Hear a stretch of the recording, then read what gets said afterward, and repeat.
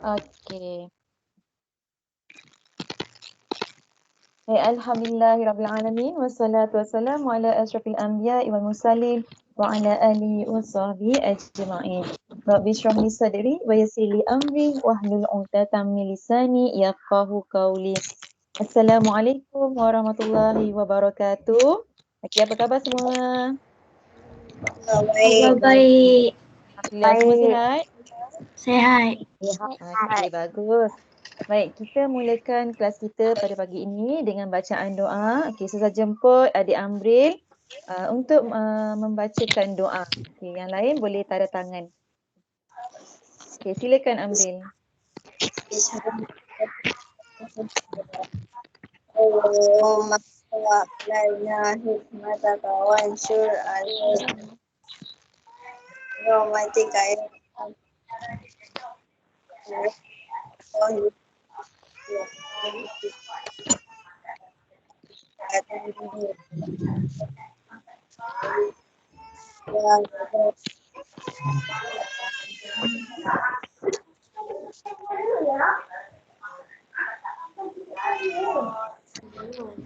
Dah Amril?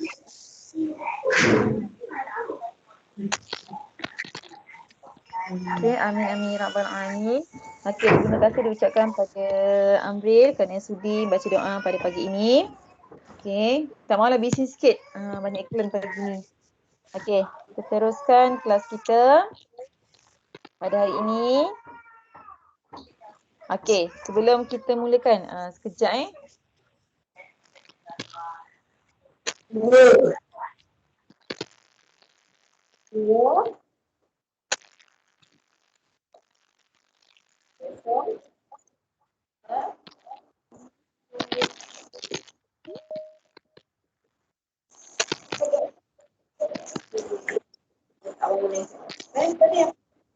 Adik pun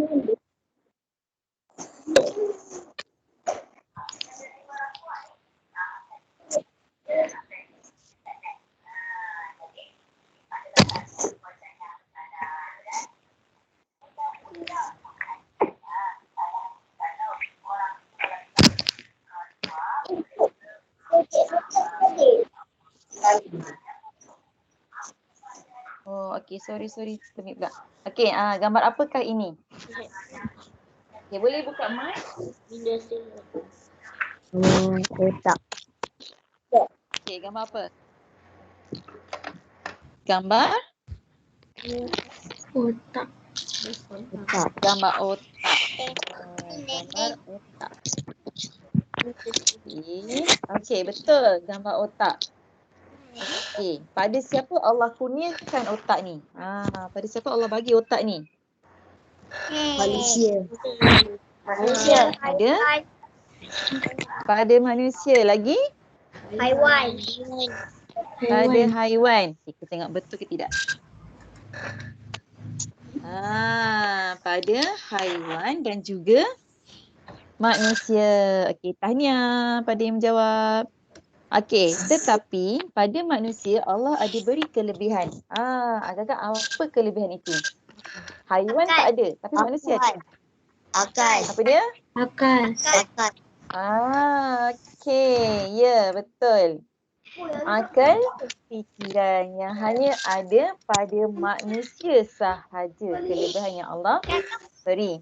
Okey. Untuk hari ini kita nak belajar sesuatu yang berkaitan dengan akal fikiran. Biasanya kalau orang sebut pasal akal ni, apa orang kaitkan dengan sifat manusia? Kakak apa sifat manusia yang kita selalu kaitkan dengan akal? Okey, siapa boleh teka? Sifat apa yang selalu kait dengan akal? Ada tak yang boleh jawab? Apa dia?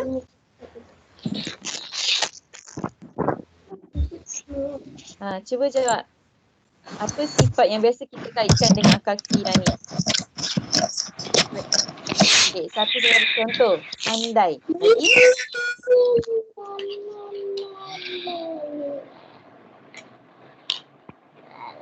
Okey, cuba. Cuba. Apa sifat yang biasa kita kaitkan dengan akal fikiran ni? Kita bagi contoh satu, akal, pandai lagi. Apa lagi? Yang sama maksud dengan pandai. Akal fikiran. Saya boleh berfikir. Apa sifatnya? Indah. Okey, apa dia? Ada tak yang boleh jawab? Selain pandai, apa lagi? Akal fikiran. Apa? Pandai. Lagi apa? Sama maksud dengan pandai. Apa dia? Bijak. Bijak sama. Siapa jawab tadi? Saya dengar. Ada yang sebut bijak tadi. Siapa jawab? Saya. Diana. Siapa? Diana. Ya, bijak. Okey, hari ni kita nak tengok salah satu sifat yang ada pada Nabi Muhammad SAW. Okey. Kebijaksanaan Nabi Muhammad SAW atau fatonah. Okey. Kita tengok seterusnya. Okey, objektif kita pada hari ini kurang-kurangnya menyatakan maksud sifat fatonah Nabi Muhammad, menjelaskan keunggulan sifat fatonah Nabi Muhammad, menyebut tindakan Nabi Muhammad yang bersifat fatonah dalam kehidupan harian. InsyaAllah kita akan cuba capai 3 objektif ni. Okey, sekarang kita tengok dulu. Apa dia maksud fatonah? Jalan tu. Okey, maksud fatonah.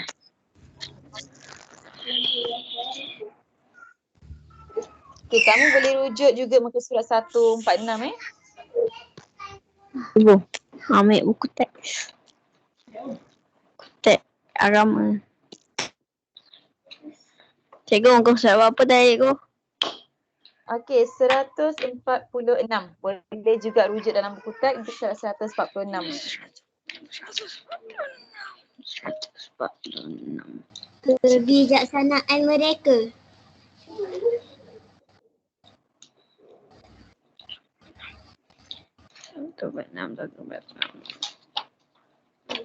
Banyak gangguan hari ni. Okey. Kebijaksanaan. Apa maksud fatonah? Bijaksana. Alright, apa maksud fatonah? Ni sudah susun cantik ni. Okey, maksud fatonah apa dia? Bijaksana. Bijaksana. Okey, bijaksana lagi? Berakal budi. Okey, bijaksana lagi? Berakal budi. Kebijaksanaan. Kebijaksanaan. Pandai. Bijaksana, berakal budi, pandai. Okey, ni maksud fatonah. Kalau kita kaitkan dengan sifat Nabi Muhammad SAW,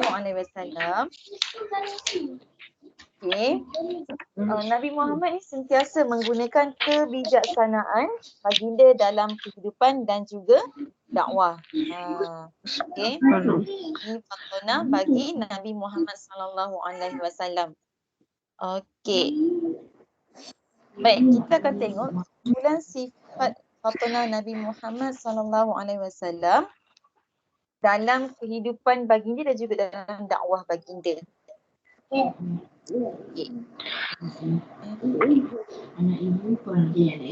Okey. Nampak tak gambar apa ni? Okey, saya boleh jawab. Tak apa, buka je mic. Kita santai-santai je kelas ni. Okey, nampak tak gambar apa ni? Nampak. Gambar apa ni agak? Nampak. Nampak? Gambar apa? Cuba teka gambar apa? Kain. Gambar kain. Betul gambar? Kain. Kain. Kain dengan kisah Nabi Muhammad. Okey, kita tengok. Okey. Kain ni ada kena mengena dengan peristiwa peletakan batu Hajarul Aswad. Okey, dekat mana terletaknya batu Hajarul Aswad? Dekat Mekah. Di mana? Dekat Mekah. Ya, di Mekah. Mekah. Di Mekah, batu dekat mana? Dekat Kaabah. Betul. Di penjuru Kaabah. Okey. Semasa pembukaan Mekah, okey, nak letak batu Hajarul Aswad, Nabi Muhammad ni mencadangkan agar setiap pembesar kabilah memegang setiap bucu kain untuk meletakkan Hajarul Aswad di tempat asalnya. Okey. Kalau kata fikirlah kan, kenapa Nabi Muhammad dia suruh setiap wakil pembesar tu pegang setiap bucu kain? Kan Nabi boleh angkat sendiri, kan Nabi boleh letakkan Hajarul Aswad tu, tapi kenapa mesti melibatkan pembesar-pembesar kabilah? Kenapa agaknya? Ya, agak-agak boleh tak? Siapa boleh jawab? Kenapa Nabi minta pembesar kabilah sama-sama pegang bucu kain untuk meletakkan Hajarul Aswad?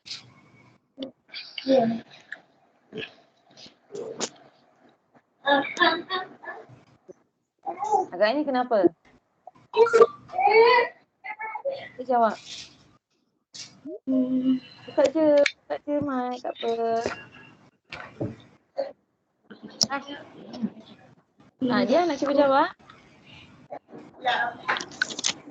Jena, Hafiz, Syamaikan, Amira. Okey, Redha. Cuba jawab Redha.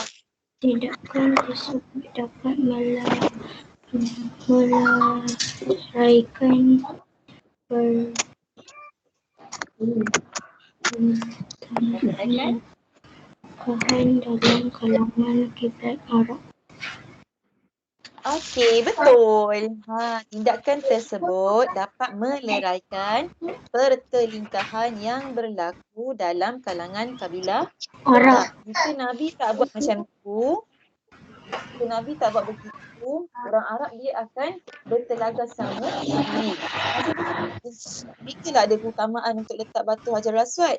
Jadi bila berebut itu, Nabi ambil langkah, ambil jalan untuk sama-sama pegang seorang sikit bucu kain tu. Sama-sama letakkan batu Hajarul Aswad di penjuru Kaabah. Okey, tanya tadi Redha jawab kan? Okey, tanya Redha. Okey, seterusnya. Bukan hari ni. Okey, ni gambar apa ni?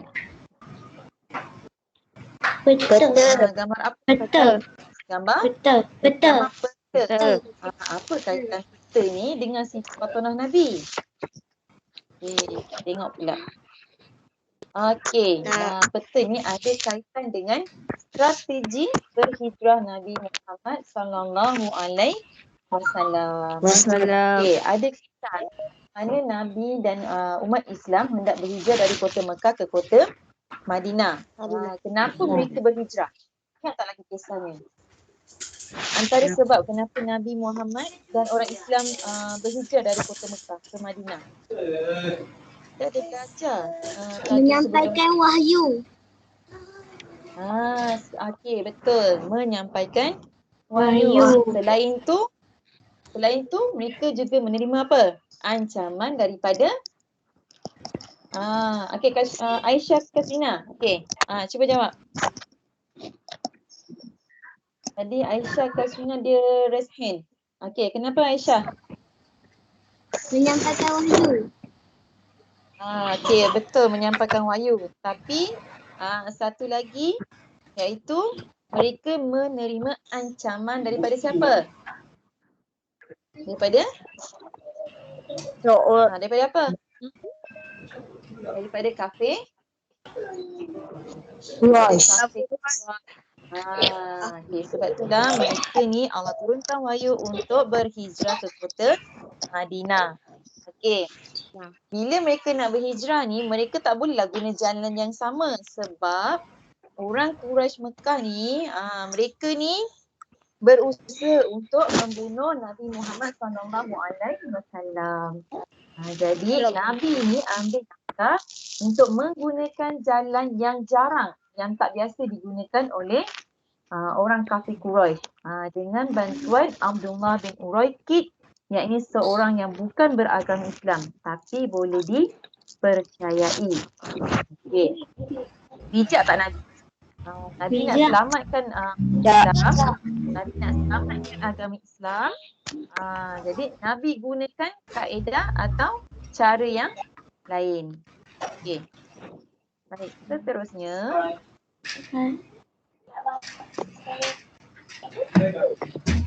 Okey, ni gambar apa pula? Bersalaman. Bersalaman. Agak-agak apa berkaitan dengan bersalaman ni? Apa Nabi buat ni?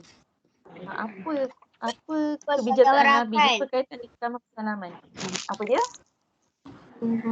Mempersaudarakan kaum Aus. Siapa jawab tu? Tu sebut sikit nama. Syamni. Okey, betul. Nabi mempersaudarakan kaum Aus dan Khazraj, yang ini Ansar. Okey, Nabi Muhammad mempersaudarakan kaum Muhajirin dan Ansar. Semua kesannya semua kaum muslimin bersatu padu dan digeruni musuh. Okey. Bila berlakunya perkara ini? Atau di manakah berlakunya perkara ini? Okay, siapa boleh jawab? Mana Nabi mempersaudarakan kaum Aus dan Khazraj ni?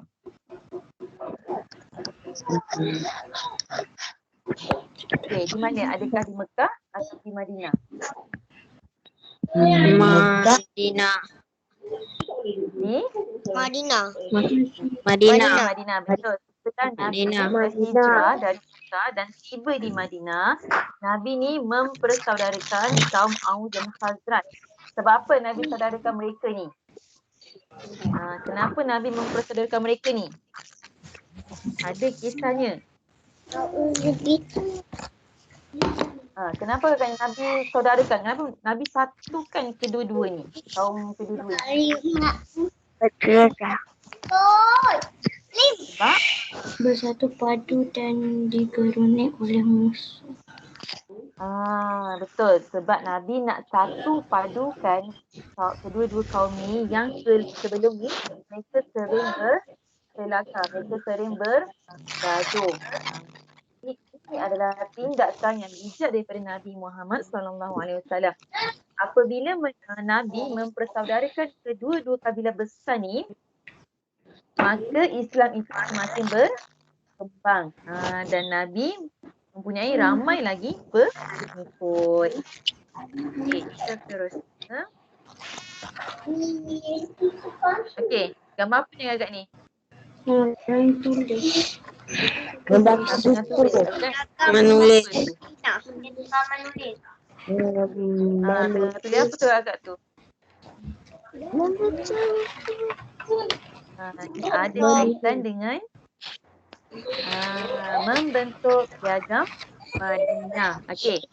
Siapa tahu apa itu piagam? Siapa boleh teka? Apa tu piagam? Piagam Madinah. Perjanjian. Apa dia? Macam? Perjanjian. Perjanjian. Okey, lagi apa lagi? Perjanjian? Bagus dah tu. Dah hampir dah tu. Piagam ni bermaksud perjanjian boleh atau peraturan yang Nabi Muhammad tetapkan apabila Nabi tiba di Madinah. Okey, Nabi ni wujudkan piagam Madinah yang mengandungi prinsip penting hubungan penduduk ni tertinggal Madinah. Sekejap. Saya kena admit ni yang baru masuk ni. Okey. Kenapa? Okey. Pada kamu lah kan, kenapa Nabi kena bentuk peraturan? Kenapa Nabi kena bentuk perjanjian di Madinah ni? Agak kenapa? Kenapa dekat Madinah perlu ada peraturan? Cuba jawab. Kenapa agaknya? Cuba jawab kuat sikit, tak apa. Jangan takut. Kita sama-sama belajar. Kenapa Nabi membentuk piagam di Madinah?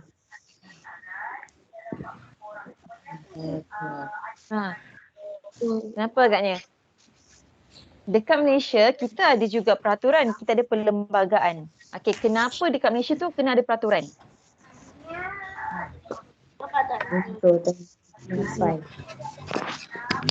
Kenapa? Cikgu dengar tadi sesayut. Siapa jawab tadi? Untuk? Cikgu dengar tadi. Ada sebut ni? Untuk keamanan. Lagi? Perharmonian. Kita perlu betul. Kita perlukan peraturan, kita perlukan piagam ni untuk menjadikan sesebuah negara itu aman, harmoni dan rakyat dia mesti patuh pada undang-undang. Okay, tanya pada yang jawab. Ustazah tak dapat tengoklah siapa yang jawab sebab Ustazah share slide. Jadi tanya Okey, seterusnya. Okey, akhir sekali nampak gambar apa ni? Gambar apa ni? Gambar perempuan. Gambar apa? Usahawan. Usahawan. Saya dengar usahawan. Mesti tengok di buku teks ni. Gambar penjual ataupun kita kata usahawan. Okey, ada kaitan dengan sifat pasanah Nabi, iaitu Nabi merupakan seorang usahawan yang unggul. Berjaya. Okey, Nabi merupakan betul, seorang usahawan yang berjaya. Baginda menguruskan perniagaan milik siapa? Sayyidatina Khadijah. Ya, siapa Sayyidatina Khadijah ni? Isteri Nabi Muhammad. Isteri Nabi Muhammad. Hasil kebijaksanaan baginda, perniagaan tersebut memperoleh keuntungan dengan keuntungan yang lebih berbanding perniagaan lain. Nabi Muhammad ni memang seorang yang sangat-sangat bijak. Sebab tu Sayyidatina Khadijah mempercayai dan mengamanahkan perniagaan beliau kepada Nabi Muhammad SAW. Okey, selain itu Nabi juga merupakan seorang peniaga yang sangat-sangat jujur.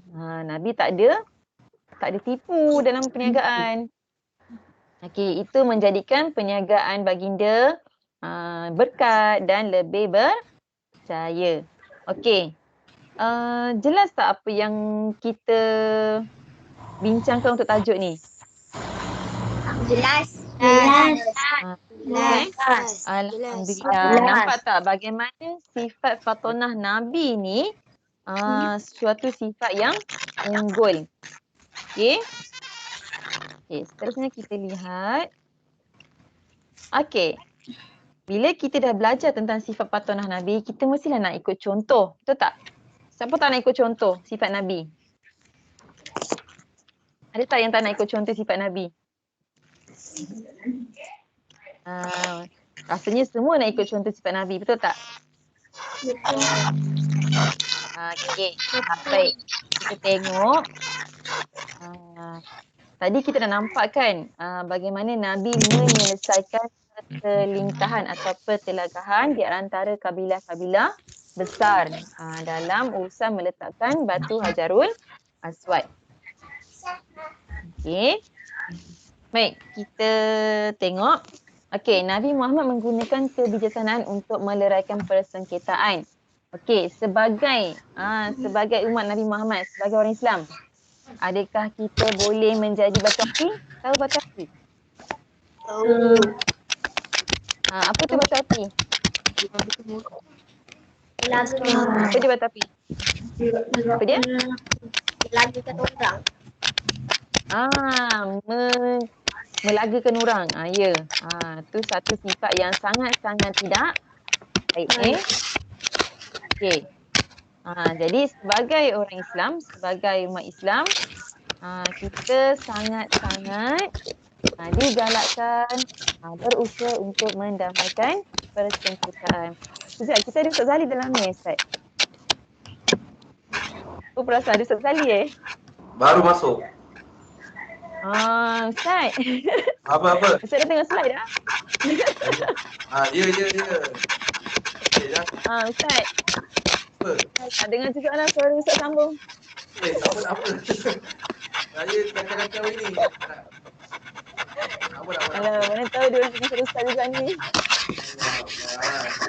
Okey. Kita sambung Sambung je.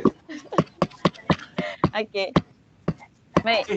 Kita jawab patronah. Ni sebab kita patronah. Oh, dah jadi di public. Baguslah. Sesuai kan? Kita Yelah. menyambung. Yelah. Okey.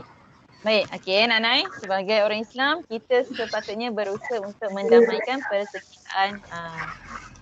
Okey.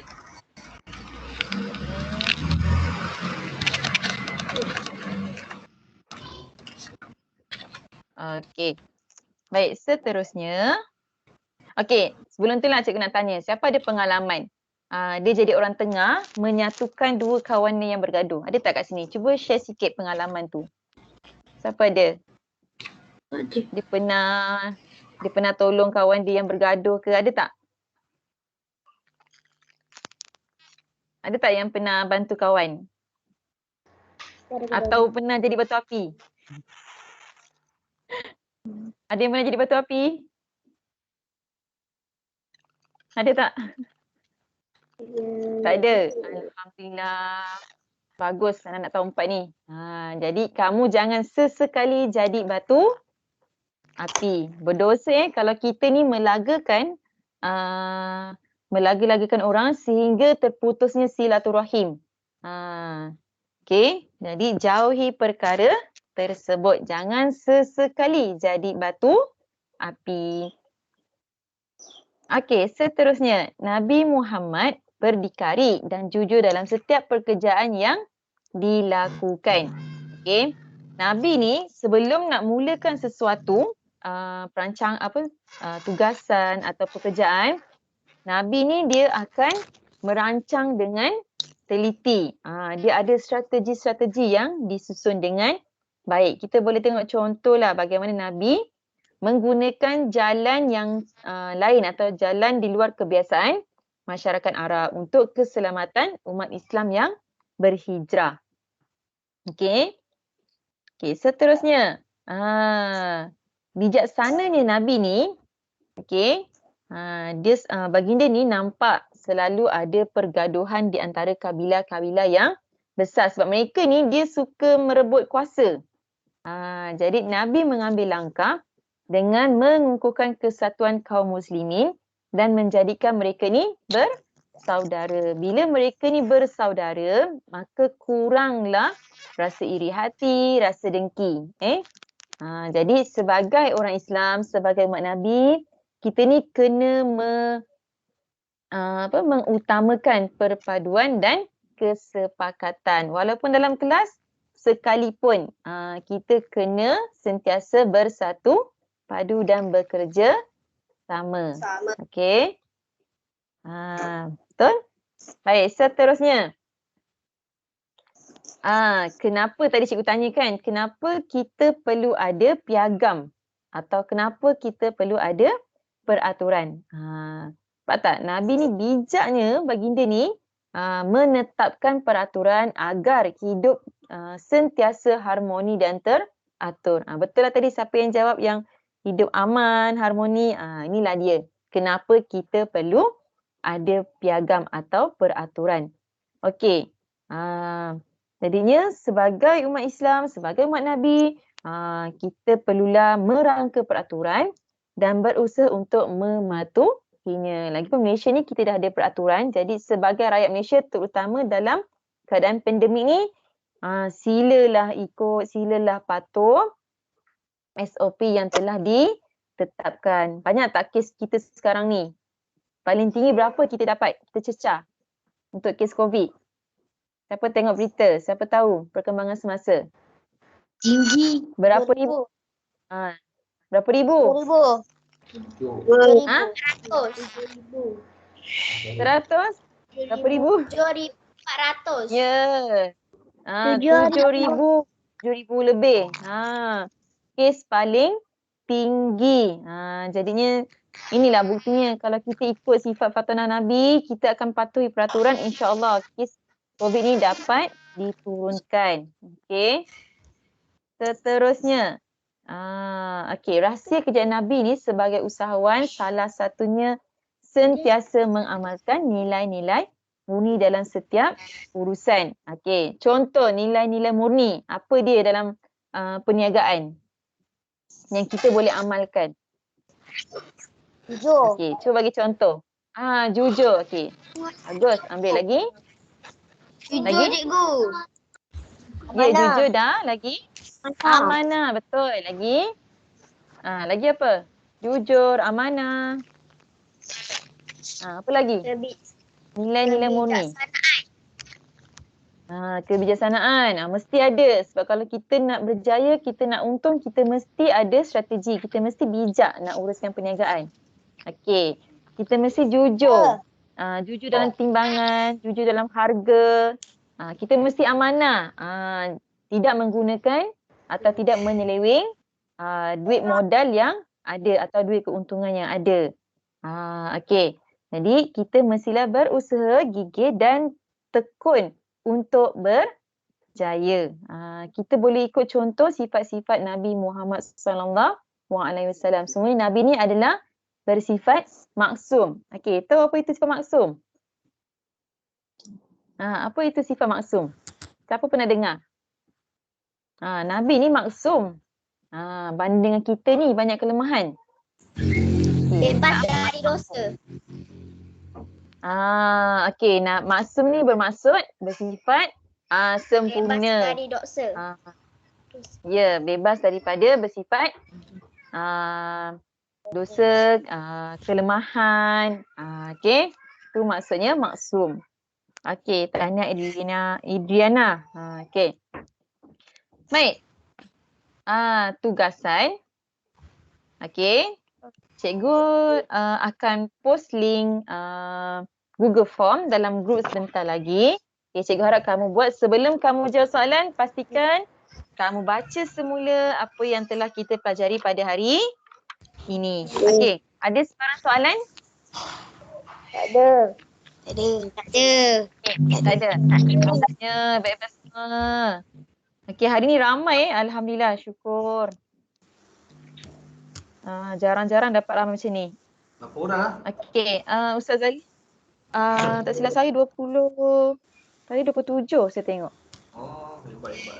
Alhamdulillah. 27. Alhamdulillah. Tanya Asfar. Okey, Ustaz dengan apa Ustaz? Okey lah. Tak ada. Okey tu. Okey. Okey, tanya pada semua yang telah bersama-sama dengan Ustaz dan Ustazah pada hari ini. InsyaAllah lepas ni kita akan cuti panjang 2 minggu. Nampak tu dia dah marah tu. Okey. Jadi jangan kata bila cuti tu jaga diri, jaga kesihatan, jaga SOP, jangan keluar kalau tak ada keperluan. Okey. Tugasan. Okey, video cabaran. Untuk kelas Ustazah bagi tempoh sehingga 1 Jun. Okey, harap semua dapat hantar sebab kalau kamu tak hantar untuk penilaian TP tak ada markah 30. Okey, saya bagi tempoh sehingga 1 Jun. Boleh? Okey, tugasan-tugasan lain contoh kad raya yang Ustazah ada bagi. Okey, boleh buat dan kamu boleh snap gambar hantar pada Ustazah. InsyaAllah Ustazah kira dan Ustazah ambil markah. Boleh? Sebelum 1 Jun. Okey. Ustaz ada nak tambah untuk kelas USM ke? Untuk kelas USM, buka gambar. Okey. Untuk kelas USM, pertama sekali video lah. Baru 10 orang hantar. Jadi kalau nak hantar lagi yang belum hantar boleh buat lah hantar. Tak payah edit cantik-cantik lah. Rakam gitu je. Rakam tu hantar kat saya. Cuma kalau boleh masukkan dalam YouTube. Kalau YouTube kamu. Kalau tak memang susah sikit lah. Boleh bagi makan tapi tak berapa banyak lah. Yang kedua macam Ustaz cakap tadi, Ustazah seorang kata ada tugasan kan macam kelas USM Saya cuma bergantung pada tugasan kamu yang modul untuk aurat tu. Jadi kalau yang dah buat tu bagus, yang belum buat tu ada lagi 3-4 orang boleh buat dan itu je lah. Yang lain semua markah insya-Allah lah. InsyaAllah. Kecuali kalau peksa tak datang lah. Peksa tak datang 40 markah habis. Hari terakhir sekolah pula tu. Saya tak nak ulang. 40 markah. Okey, itu sajalah Ustazah. Baik, okey. Rasanya tak ada apa lagi sebab dia dah meraung-raung dah tu kan. Sekejap saya tengah screenshot kehadiran. Okey. Ada lagi soalan? Tak ada? Okey, kita ambil gambar dulu sebelum kita akhir kelas kita. Okey. Macam biasalah, ambil gambar dulu. Okey, Temut. Hari ni kita... Okey, semua boleh buka kamera. Iya. Edo. Okey, Ustazah nak tukar ni sekejap Adriana. Dia dah mau raung dah. Najah. Najla. Tadi macam ramai. Mana lagi ni buka kamera? Jangan malu-malu. Tak masuk lagi ni. Asfa, Amril. Okey, buka kamera. Jangan malu-malu. Okey, buka kamera. Patut 27 orang ni. Subhanallah. Ni dah murau dah. Okey. Mana? Ada lagi tak yang tak buka kamera ni? Idriana dah buka kamera? Amril? Dah. Semua dah Syami ada? Okey, saya ambil gambar Okey, senyum. Okey, 1, 2, senyum. Okey, sekali lagi. Ya Allah. Okey, last. Kita ambil tempat cantik sikit. Alah, ya Allah, dia dah marau ni. Okey. Kena belajar dekat ni lah. Kelas kuliah. Mana ustaznya? Saya tak nampak ustaz. Ada? Mana ni? Pada Ada ustaz. Oh. Pada Okey, hai dia. Okey, senyum. Okey, 1, 2. Okey. Baik, rasanya itu saja. Okey, Ustazah macam biasa minta maaf tak ada salah silap, ada terkasar bahasa. Okey, lepas ni boleh selesaikan tugasan anda. InsyaAllah kita jumpa lagi sama ada bersemuka atau PCR, kita tunggu pada pengumuman nanti. Okey. Baik, kita jumpa lagi insyaAllah. Baik, terima kasih semua. Salam pada Mak Ayah. Okey, Assalamualaikum warahmatullahi wabarakatuh. Waalaikumsalam. Waalaikumsalam. Waalaikumsalam. Okey. Asyik buka. Kita tunggu kamu semua keluar